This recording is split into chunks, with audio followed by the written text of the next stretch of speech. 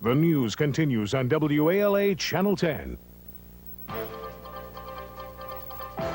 This is Action News 10 at 6 p.m. with Bob Grip, Nancy Pierce, Rob Roblin, Eric McLendon, and the award-winning Action News 10 team. The city of Huntsville digs through the rubble today after an overnight tornado that left 17 dead, almost 500 hurt, and 1,000 homeless. Good evening, I'm Nancy Pierce. And I'm Bob Grip. It was just over 24 hours ago, about rush hour yesterday, the twister first touched down at the Redstone Arsenal near the old Huntsville Airport, roughly 5 miles south of downtown. From there, it headed east across busy Memorial Parkway, then down heavily built-up Airport Road where the worst damage was reported. It leveled Jones Valley Elementary School before heading out of town to the east. Along its 10-mile path, massive destruction. Lance Williams was in Huntsville at daybreak. From the air, it's a distant ribbon of ruin that stretches for 25 miles. Up close, it tells a story of damage and loss that hit too close to home. The Holy Spirit Catholic Church looked like a picture from World War II, but the church priest says he'll press on. So, of course, the sanctuary remains a sign of faith for us, and we know that the people are going to gather here again, and we'll rebuild this place, and there'll be services here again before too long. The tornado damage was confined to a long and narrow path in the city's southeast section. But things are so bad, the Huntsville City Council has already asked President Bush for federal disaster relief.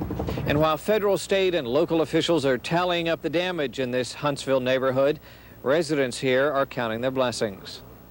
Residents like Steve McCulley. And the whole building was shaking, and it was just, I thought it was the end. I thought that was it. And I crawled in the tub and just stayed there till it was over. And when it was over, this is all that was left at the Waterford Square Apartments. Yeah, this is our front door, and I had a rose garden back there. I bet you they're still alive. David Seaver is picking up the pieces of a lifetime. His wife and daughter can't help. They're lying in hospital beds. But Seaver is looking on the bright side. You can replace this stuff over the years, but, you know, we're just thankful we're around to build more memories. And for Huntsville, those memories will come at a price. In Huntsville, Lance Williams, Action News 10. And Lance will join us live by satellite from Huntsville with the latest on the cleanup a little later in the newscast. The tornado that hit Huntsville dropped down on another North Alabama community earlier. The twister dipped into the town of Stevenson in Jackson County, turning over some trailer homes. Fortunately, no one was hurt there. It was only a short time later that the same storm caused all the destruction in Huntsville. A second tornado touched down in east central Alabama in the Mellow Valley community in Clay County. That twister blew one house away completely, injuring a man and woman and their daughter. All three were taken to Birmingham hospitals. A third tornado was spotted on the ground near Titus, north of Montgomery, but it apparently did nothing more than take the tops off a few trees. The damage was greater, though, from a fourth twister right here in South Alabama. It hit in Baldwin County near the eastern shore. Just about 6:40, the tornado came down southeast of Fairhope near the intersection of Highways 33 and 32, also known as Clay City Road and Marlow Road. Byron Day picks up the story from there. I don't know. It was here and then it was gone. Last night was a nightmare for George and Clara Langford. A small twister, one of 5 reported in Baldwin County, destroyed part of their home. But it wasn't until this morning that the Langfords were able to see just how much damage had been done to their home and just how fortunate they had been. You know, you can replace all this, but lives, you know, you just can't replace. Just good man up above was just looking out for us. As friends and relatives stopped to offer help and support, George Langford remembered those terrifying seconds of the night before. My wife was in the hallway. She was walking down the hall to put some clothes away, and I told her, I said, stay in the hall, and I hit the floor. And the doors were rattling. It was just like somebody was trying to get in. The Langfords suffered no injuries, but they possibly were just minutes away from a real tragedy. Clara Langford's 2 children were late coming home after running errands. The thought of what might have happened gave her even more reason to be thankful. I said, well, the kids would have been here in a matter of seconds, you know. And after we seen this, and thought, God, how lucky we was. Where at? I said, down by Fish River. Now you Byron Day, Action News 10. Last night it was stormy weather. Tonight it will be very chilly weather. Rob Roblin has that in his forecast in a few minutes. In other news around the state tonight, Alabama Next execution is set for just a few hours from now. 43-year-old Arthur James Julius is set to die in the electric chair just after midnight. He was convicted of killing his cousin in 1978 while he was also on an 8-hour pass from a work-release center. We'll have a report from Atmore tonight on Action News 10 at 10 p.m. In Mobile, one man has been given 3 consecutive life sentences for the kidnapping and rape of a school teacher in February. This man, 31-year-old Tracy Leon Petway, was convicted of taking the woman from Fonville Elementary as children watched. An accomplice also convicted in the crime, 34-year-old Simon Charlie, was given 2 concurrent life sentences. There was a crash at Mobile's airport today, not a real one, but one that drew hospitals, fire departments, even the FBI into action. As Jacqueline McLean tells us, a simulated crash exercise helps all the right people prepare for a real disaster. Pretend there's a smoke coming from a plane that just crashed at Mobile Airport. Rescue teams are all over the place. 70 people have been hurt. That's the scenario for this emergency drill, one that Mobile officials say they must be ready for, just in case. The idea of the aircraft breaking apart and probably involving other facilities, whether it be the fuel farm here or one of the other buildings over there, that is quite possible. Also quite possible is that the FBI would have to be involved. In this scenario, 7 terrorists were on the plane. The FBI also needs this kind of practice. The thing we would want to do certainly is clear the area to ensure that no one else got injured, and then we would try to isolate and contain the situation. The drill doesn't end with the simulation. Now officials sit down and decide what, if any, changes need to be made to their emergency rescue plan. Jacqueline McLean, Action News 10. The Federal Aviation Administration requires a simulated crash exercise once every 3 years. Coming up later tonight, for a few Mobile kids, school was really for the birds today. But in our next segment, is your home safe from criminals? Consumer Watch reporter Reynolds tells us about a safeguard that won't cost you anything when Action News 10 at 6 p.m. continues. A memorial was held this afternoon at Spring Hill College for Father Donald McLean, who guided the school for 6 short weeks in late summer. Faculty members, students, and priests attended the services in St. Joseph Chapel. Father McLean became ill shortly after being named president of the college. He died of cancer Monday in Massachusetts. Now, by paying taxes, we pay for police protection against break-ins at our homes. But because the police can't keep an eye on everybody all the time, it's up to you to help protect yourself against burglars in your home. Tonight, as she wraps up her Action News 10 special report, Home Safe Home, Consumer Watch reporter Ann Reynolds looks at one way residents are protecting their belongings at little or no cost at all. Bob, it's an old idea joining a community watch program, but one that is still producing results. Right now in Mobile and around Mobile County, thousands of residents are helping to fight crime in more than 40 different community watch programs. That's just here in Mobile County. There are community watch programs all over our area. Statistics show over the years the programs have helped take a bite out of break-ins and give residents peace of mind free of charge. In the last few months, many homes in this neighborhood have been burglarized. This isn't the only place it happens. Just one neighborhood, robbers were able to rip off more than once. But the rash of break-ins doesn't bother Louis Bell, who lives close by. That's because he and nearly 180 of his neighbors are part of a community watch program. Louis and the other residents patrol the surrounding streets, watching property and keeping an eye out for the bad guys. We're just the eyes and ears of the police. And this is one time you want your neighbors poking in your business. Well, this is one time I love nosy neighbors. Since the watch was started here 6 years ago, there hasn't been a single break-in. Watch programs in other areas have been equally successful. Billy Jones wouldn't feel safe without the patrol around his house. We're familiar with cars belong in the neighborhood, you know. So if we see a strange car in there, we're going to let somebody know about it. Now, the only problem with the community watch programs is people lose interest after a while. The programs go under before they really get started. The police say it's a shame since they don't have the manpower to patrol everywhere themselves. Also, the watch programs teach residents other ways to protect what they own, mainly how to get your property back if it's taken. Now, to see how important it is to mark your belongings, all you need to do is visit a warehouse down at the Mobile Police Station. In that warehouse, police have millions of dollars in stolen property they can't return because none of it can be traced back to its owners. How can you join or maybe form a community watch program? Very easy, Bob. Just call your local police department in your area. They'll give you all the information you need. And it's all for free. All for free. All right. Thanks, Ann. Nancy? Coming up on Action News 10 at 6 p.m., Rob Roblin says it's going to get cold tonight. And we'll have a next Excite report from Lance Williams in Huntsville. He'll tell us how the cleanup there is coming along tonight. That's next.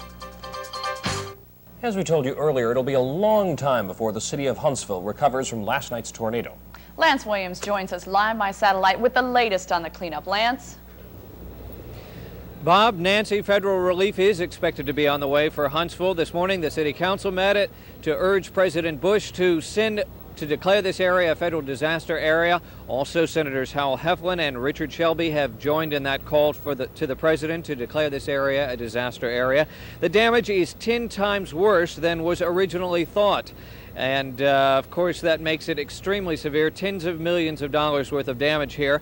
The salvage and relief efforts have gone extremely smoothly. Right now, there are no reports of missing persons. However, we do have a revised official number of those dead. The number has been revised from 19 to 17. However, there are many more people that were injured in this devastation than was originally believed. Well over 400 people were injured. Many of them have been released from the hospital, and now Huntsville is just working on getting back to normal. Bob, Nancy? All right, thank you, Lance. Lance Williams, live by satellite from Huntsville tonight. Of course, now what we have to worry about is the cold weather. Yes, and it is cold in Huntsville because you can see Lance with his jacket on, and he's going to need all the clothing he needs, and it's going to be cold here. Before we quit talking about the tornadoes, let's take a look at a cross-section of a tornado and remind everyone that this is an extremely dangerous and very, very devastating tornado in Huntsville. Category 4, which means winds 200 to 250 miles per hour. That's how strong that tornado was. And you can see from the cross-section exactly what happens. And you have the rising, swirling wind, and you have the sinking air in the middle with the pressure 10% lower than just on the outside of the wall. So you can see how devastating. It looks like a very, very small hurricane, and that's exactly what it is, but it's more compact and much, much stronger with reported winds up to 300 miles per hour and some of the most devastating. And basically anything in the sight of these are destroyed, and that's what's happened in Huntsville, and it is just devastating.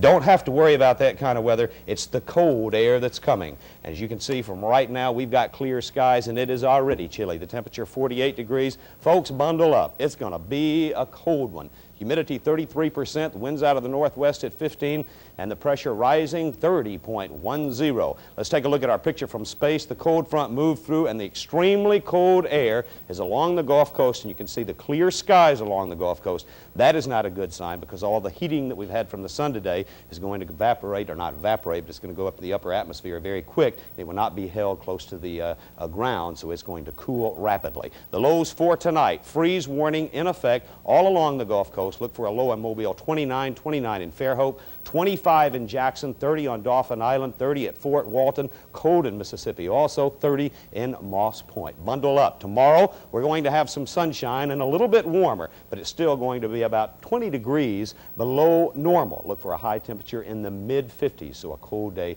coming our way tomorrow. Our high today got up to 57, the low this morning 41. The record low for in the morning is 31. We'll break that when our come close. I think we'll break it.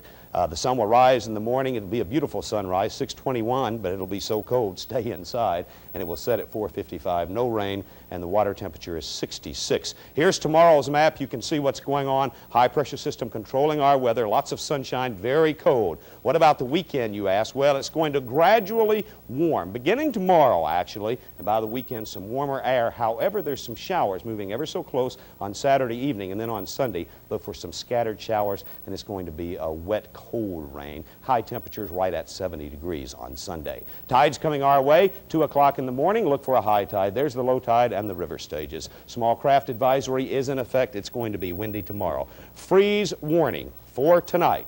A low in Mobile, 29 degrees. Tomorrow, still cold. High 57, low 35. The next 5 days, it's going to be cold, folks. Warming up by Sunday to 66. That's still below normal because the normal high for today is 69 degrees. And by Monday, our temperatures will be about normal. So some very, very cold weather coming tonight, tomorrow, and into tomorrow night. Yep. Bundle up. Coming up in sports, Eric McLendon says a former Mobile High School basketball star is facing suspension from the NBA. And John Mastrini looks at the star of the Viger Wolves backfield a day before the biggest game of the year. All that and more when Action News 10 at 6 p.m. continues.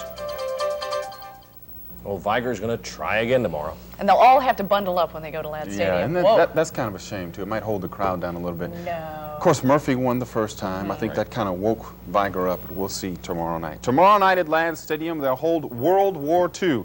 Viger and Murphy, the rematch. As John Mastrini reports tonight, if Murphy is going to have this success, they're going to have to cling on Cleon. Game 1. Murphy beats Viger 22-6. And although he showed flashes of brilliance, the Wolves' #1 running back, Cleon Jones, is shut down. He averages 100 yards a week, but against Murphy, he picks up less than 50. And now with everything on the line in Murphy-Viger 2, the health and performance of this quiet son of a Met may determine whether or not Viger gets a chance to play for their 3rd straight state championship. Well, they did it in the first game, but after hours of highly inconspicuous surveillance of the defense, we're still not really sure how Murphy stopped Cleon Jones. No secrets? No secrets. We just played good, hard defense, and we knew what we had to do. We knew if we could stop Cleon and stop the offense that we could pull it up. Some nagging injuries may have also kept no knee on Cleon from shining bright against Murphy. A groin pull here, a muscle pull there, but now he's healthy. Well, almost. Talking about my injury, you know, it's about the same, but I'm 100% in my mind, and that's enough for me because I'm going out there to give all I have. Cleon looked awfully healthy against Baldwin County last Friday, rushing for 104 yards and scoring 3 touchdowns in the 25-15 win. But wait, Murphy's pointless Panther defense appears to be in peak form, shutting out Foley 27-zip. He's something that a defense is going to be concerned about this week, any week that they play, and I think it's been true since week 1. Cleon, really, if you look at him, when you know he's in the game, you know that it's time for a score because he's going to make it. So it looks like Viger Murphy 2 may come down to a battle of pure physics, an irresistible, albeit semi-injured force against an immovable object. In Mobile, John Mastrini, Action News 10 Sports. Alrighty. Former Blunt High School basketball star Roy Tarpley has been suspended indefinitely from the NBA by counselors in his aftercare program. The banishment from the NBA comes 1 day after Tarpley was arrested on charges of driving while intoxicated and resisting arrest. The 25-year-old showed up at practice in Dallas this morning but would not comment on the incident. This is the 3rd time Tarpley has violated the league's drug policy, and it leaves his teammates wondering why. About it and what's going on. I just hope everything will just move on and pass on by and just see what happens. When you woke up this morning or heard it for the first time on the radio, whatever it was, what went through your mind? Well, I just hope that it wasn't the 3rd strike, of course, and I just hope that that Roy would be with us this morning. Tarpley attended Blunt in 1977 and 78, his freshman and sophomore years. Another Blunt graduate is struggling with his pro career tonight. Derek Burrows recently discovered a spinal condition that will likely keep the Buffalo Bills cornerback from ever playing basketball again. Team doctors have advised Derek to retire rather than risk injury. Burrows has cervical stenosis, a condition that also ended the careers of several other NFL players. Burrows says that he might try and hook on with another NFL club sometime in the near future. That is some bad news for the folks out at Blunt. Hopefully these guys will be able to turn things around, and Derek will, of course, be all right from that back injury. Yeah. That sounds pretty severe. Sounds dangerous. All right, thanks, Eric. Still to come on Action News 10 at 6 p.m., a very seasonal story. Next week, most of us will be eating turkey, but today some Mobile school kids got another view of the gobblers. A real turkey of a Take 10 when Action News 10 continues. Coming up tonight on Action News 10 at 10 p.m., the sludge train that has been sitting in Moss Point, Mississippi will be on its way back to Baltimore soon. We'll tell you about the train's long-awaited departure from the Gulf Coast. And California residents celebrate the reopening of the bridge connecting San Francisco and Oakland, the one that was damaged in the deadly October earthquake. Finally this evening, with Thanksgiving just around the corner, turkey is on everyone's mind. But just how much do we know about these odd-looking creatures? Well, in tonight's Take 10, Randy Tatano attends a class where the students do nothing but talk turkey.